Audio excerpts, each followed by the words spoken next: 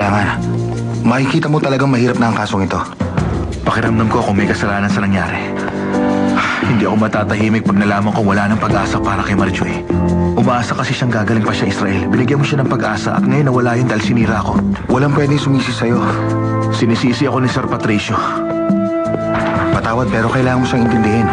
Sinisisi rin ako ni Marijoy. Talaga? Oo. Pero hindi tama yun. Kahit sino pwede maaksidente. Naaksidente si Marijoy dahil sa akin. Sinisisi niya ako, galit siya sa akin, kinamumuhian niya ako. Ayaw niya na ako makita. Paano mo naman siya maalagaan kung gano'n siya sa'yo? Hindi ko alam pero sigurado may paraan para doon. Gagamutin ko pa rin siya kahit pinapakita ng mga x-ray na yun na imposible. Itutuloy kong operasyon kahit na mapanganib pa yun.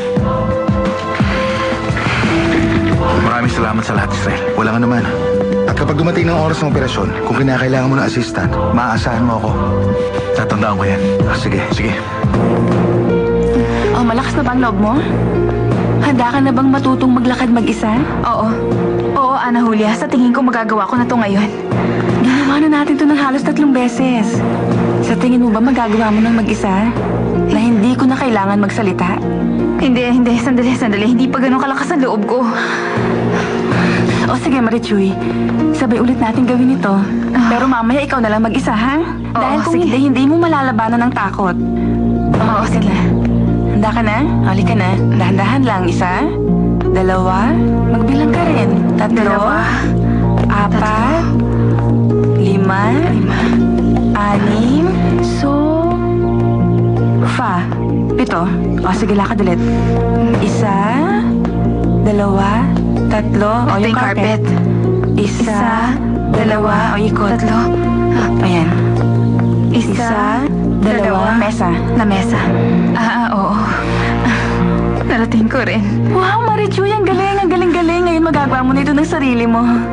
O, halika, bumalik ka na doon. Pumunta na tayo kung saan ka nagsimula. Ikaw naman ngayon, ha? Oo, sige. Halika na, dali. Kaya mo na yan, ha? Ay, sandali, dahan-dahan lang. Dito ka na ulit sa simula. Ayan. O, ikaw na lang ngayon, ha? Galingan mo. Ay, Diyos ko.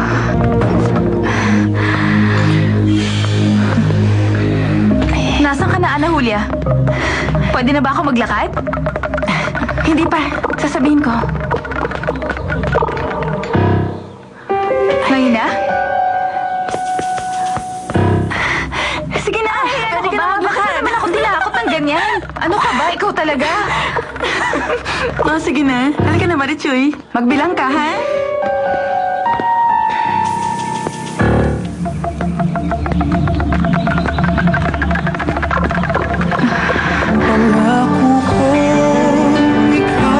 Sinabi niya na titingnan daw ng espesyalista si Marijoy sa susunod na linggo. Malalaman sa test kung kakayanin niya ang operasyon o hindi. Espesyalista ang taong yon. Gusto niya ipakita ko sa kanya lahat ng resulta ng test ni Marijoy. Gagawin niyang operasyon? Ana Julia, bakit hindi mo sinabi sa akin na babangga na ako sa lamesa? Marijoy, bukas malalaman ko na kung anong kapalaran mo. Kung may babalik pang paningin mo o habang buhay ka na talagang mabubulag. Ibig sabihin hindi ako habang buhay na mabubulag? Sana nga hindi, anak. Pero gusto lang namin sabihin sa'yo ng mama mo. Natatakot talaga kami dahil baka mamaya ang kalabasan ng pagsusuri sa'yo ay negatibo.